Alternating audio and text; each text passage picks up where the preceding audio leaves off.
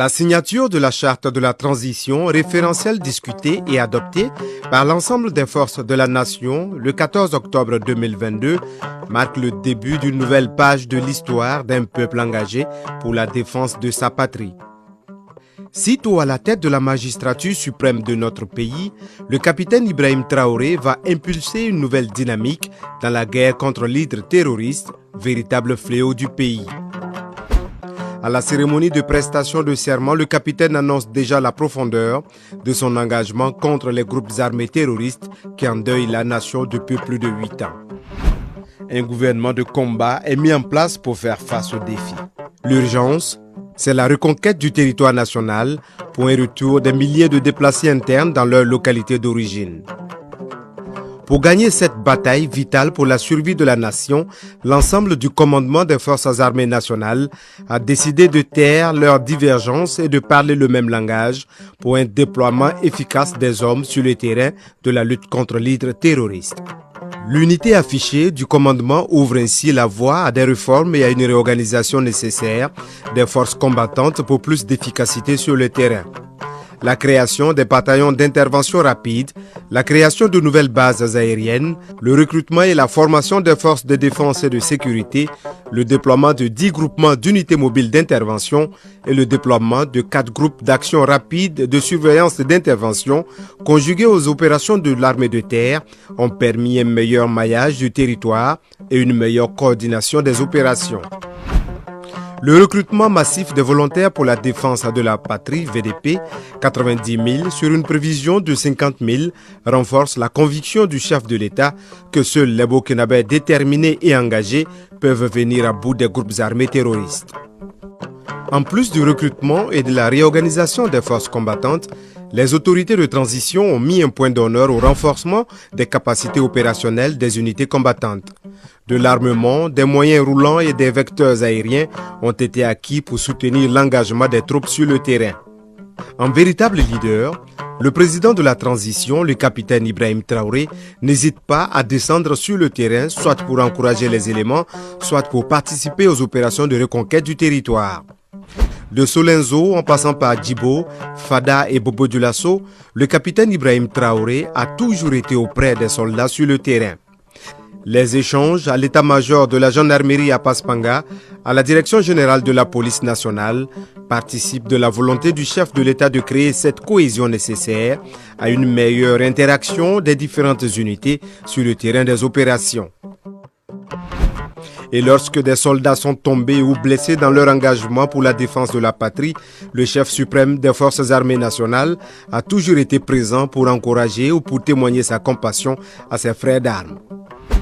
En une année, le tandem FDS-VDP a conduit de grandes opérations, notamment Féléo, Kapitgou 1 et Kapitgou 2, qui ont permis de libérer des pans importants du territoire du joug des groupes armés terroristes.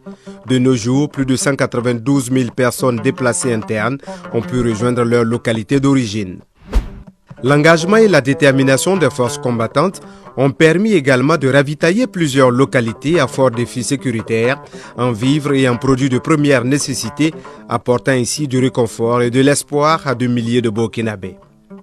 Pour atteindre ces objectifs encourageants sur le front de la lutte contre le terrorisme, le capitaine Ibrahim Traoré, dès son accession au pouvoir, a inscrit son action dans une démarche participative.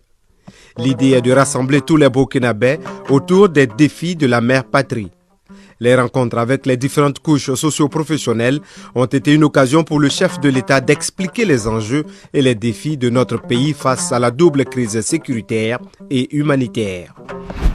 Face aux organisations de la société civile, aux organisations des médias, aux femmes, aux jeunes, aux responsables des partis politiques, aux leaders des organisations religieuses et coutumières, aux hommes de rang, le capitaine Ibrahim Traoré a été clair sur la nécessité pour tous de consentir des efforts considérables pour la libération du pays.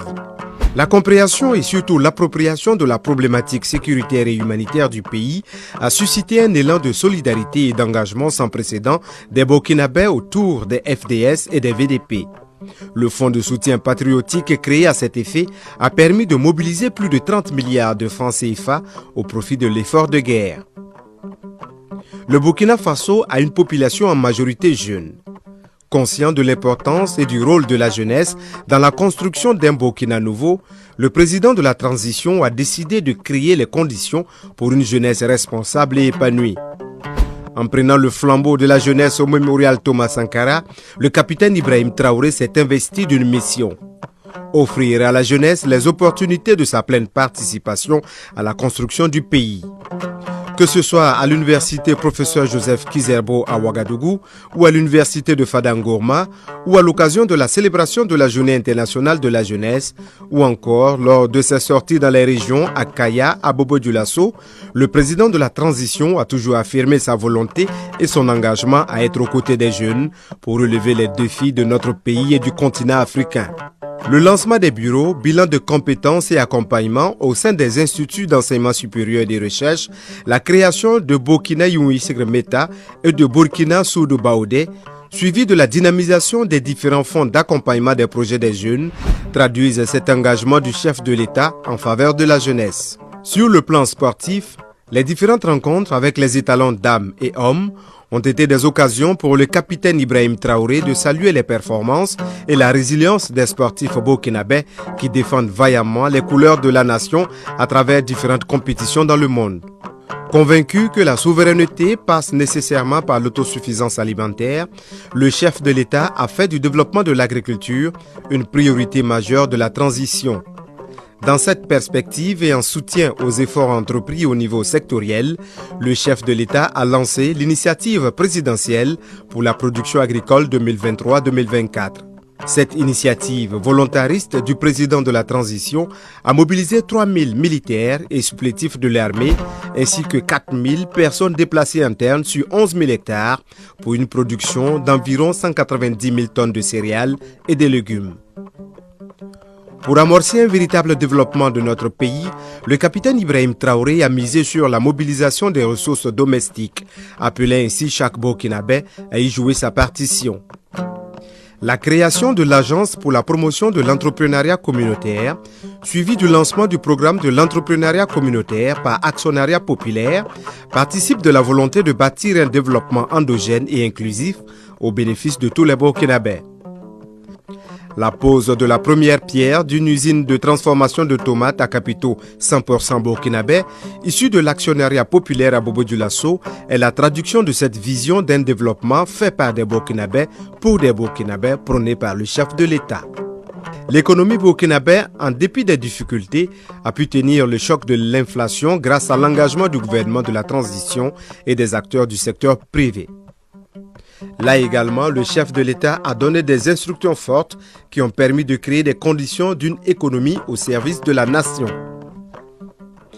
La participation des acteurs privés au Forum économique et humanitaire en Russie, sous l'impulsion du chef de la transition, a été une occasion pour les acteurs économiques de notre pays d'explorer des partenariats pour bâtir une économie forte et résiliente.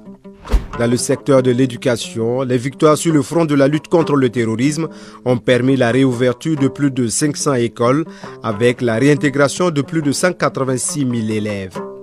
Sur les instructions du chef de l'État, les acteurs du système ont également développé des stratégies pour une prise en compte de la problématique des élèves déplacés internes. Grâce aux efforts de réadaptation, 271 501 élèves déplacés internes ont retrouvé les chemins de l'école pour cette année scolaire 2023-2024.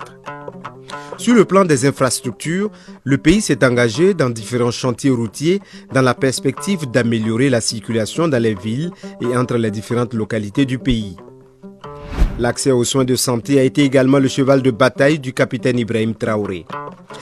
La poursuite de la construction de nouvelles infrastructures sanitaires et les différentes campagnes de lutte contre les maladies comme le paludisme et la dengue à travers le pays s'inscrivent dans cet engagement du chef de l'État pour une population en bonne santé, capable de participer aux actions de développement et de libération du pays. La réouverture du centre de radiothérapie du centre hospitalier universitaire de Bogodougou, suite aux instructions données par le chef de l'État, vient soulager la souffrance des malades de cancer qui devaient se rendre à l'étranger pour des soins. Le développement ne pouvant se réaliser dans une société corrompue, le chef de l'État a engagé les différentes institutions de lutte contre la corruption, le RENLAC et la SELC, à intensifier leurs actions dans la perspective de construire une gouvernance vertueuse. Les différents échanges avec le Conseil supérieur de la magistrature participent également de la volonté du président de la transition de promouvoir une justice équitable et accessible aux justiciables. Sur le plan international, notre pays, sous le leadership du capitaine Ibrahim Traoré, s'est résolument engagé dans une diplomatie respectueuse des intérêts supérieurs des Burkinabés. C'est dans ce cadre que le Burkina a décidé de diversifier ses partenariats avec des acteurs majeurs comme la Russie, la République islamique d'Iran, la République populaire démocratique de Corée, la République bolivarienne du Venezuela et les pays membres du BRICS. La participation du chef de l'État au sommet Russie-Afrique et la rencontre avec le président russe Vladimir Poutine annoncent de bonnes perspectives entre les deux pays dans le domaine de la défense et de la diplomatie avec la réouverture prochaine de la chancellerie russe à Ouagadougou.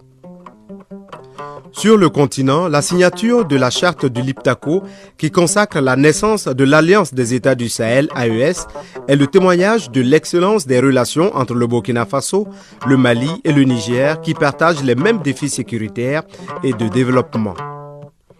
Les présentations des lettres de créance de pays amis au cours de cette transition sont des actes qui démontrent que notre pays jouit d'une bonne renommée sur l'échiquier international en dépit des difficultés qu'il traverse. En une année, la transition sous la houlette du chef de l'État, le capitaine Ibrahim Traoré, peut s'enorgueillir d'avoir posé des jalons importants dans tous les domaines de la vie de la nation. Un regard dans le rétroviseur permet d'apprécier à sa juste valeur les acquis sur le terrain de la lutte contre le terrorisme.